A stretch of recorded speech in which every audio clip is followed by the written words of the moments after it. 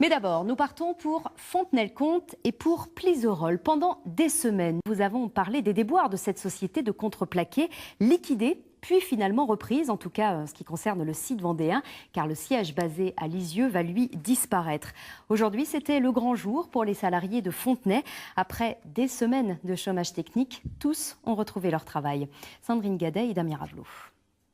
La fumée s'échappe à nouveau de la cheminée. C'est un signe, celui de la reprise de l'activité. Comme ses 115 collègues, Olivier revient à l'usine après 10 semaines d'incertitude et de chômage.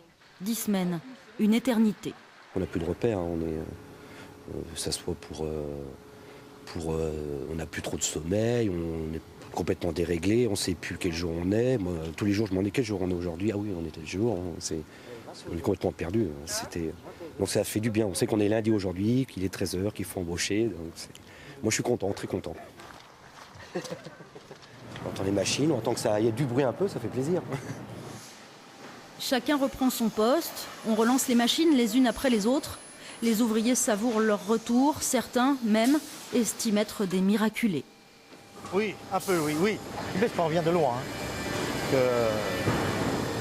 Qu'on aurait pensé peut-être au mois de mai, juin, quand on sera encore là, c'était pas évident.